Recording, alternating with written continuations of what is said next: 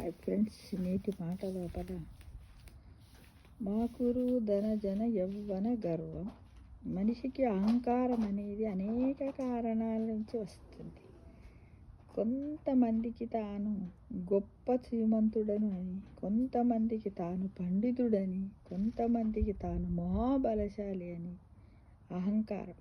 కొంతమందికి అన్నీ నాకే తెలుసని, ఇంకా కొంతమందికి 10 మంది నన్ను పొగుడుతున్నారు, నన్ను మించిన వాడు ఈ ఊరిలో లేడే.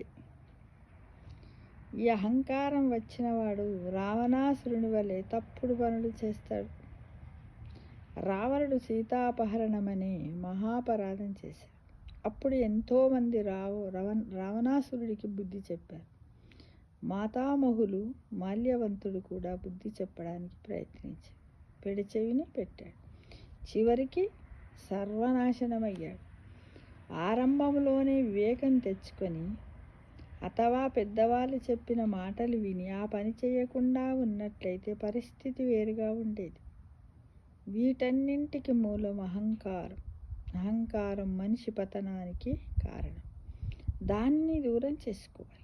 భగవంతునికి ఇష్టమైన వాడు ఎవరు అంటే అహంకారం ఇసుమంతైనా లేనివాడు. మరి ఒకసారి ఫ్రెండ్స్, భగవంతునికి ఇష్టమైన వారు ఎవరు అంటే అహంకారము ఇసుమంతైనా లేనివాడు, అందరినీ సమదృష్టితో చూసేవాడు, చీమ నుంచి కొండంత వరకు అందరినీ సమదృష్టితో చూసేవాడంటేనే భగవంతునికి ఇష్టం ఫ్రెండ్స్. తృణాదపి సునీచేన తరోరపి సహిష్ణ అమానినా మానదేన కీర్తేనేయ సదా హరిహిం.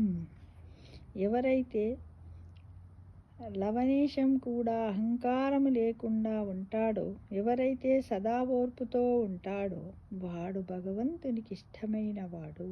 అందుకే భగవత్పాదులు మనకి చెప్పిన మొదటి మాట, మా కురు ధన జన యవ్వన గర్వం హారతి నిమేషాత్ కలహ సర్వం. నువ్వు వేటిని చూసి అయితే అహంకారపడుతున్నావో అవి శాశ్వతము కాదు. శాశ్వతమైనది ఒక్కటే, భగవద్ అనుగ్రహము. భగవద్ అనుగ్రహము ఎవరికైతే ఉంటుందో వాడి జీవనము ఉత్తమంగా పవిత్రంగా ఉంటుంది. గమనించండి ఫ్రెండ్స్, కేవలము మన యొక్క ఐశ్వర్యము, పాండిత్యము, బలాన్ని నమ్ముకొని విచ్చలవిడిగా ప్రవర్తిస్తే మన పతనానికి కారణమవుతుంది. ఇది అక్షరాల నిజమని నేను నమ్ముతాను ఫ్రెండ్స్. ఇది ఎక్కడి నుంచి? శృంగేరి జగద్గురు వైభవం నుండి మనకు ఈ సమాచారం అందింది ఫ్రెండ్స్. ఇలా చాలా సేకరించండి. ఇలా ఏమైనా వచ్చినట్టయితే ఒకసారి వీడియో రూపంలో చేసి యూట్యూబ్లో పెట్టినట్టయితే నలుగురు 4 విషయాలు తెలుసుకుంటారు. అందులో మనం కూడా తెలియని విషయాలన్నింటినీ తెలుసుకొని చాలా రోజులు జ్ఞాపకం ఉంచుకోవడానికి ఉపయోగపడుతుంది ఫ్రెండ్స్. అందరం కూడా అలా చేద్దామా? అందులో భాగస్వామ్యం అవుదామా ఫ్రెండ్స్? సమస్త లోకా సుఖినో భవంతు.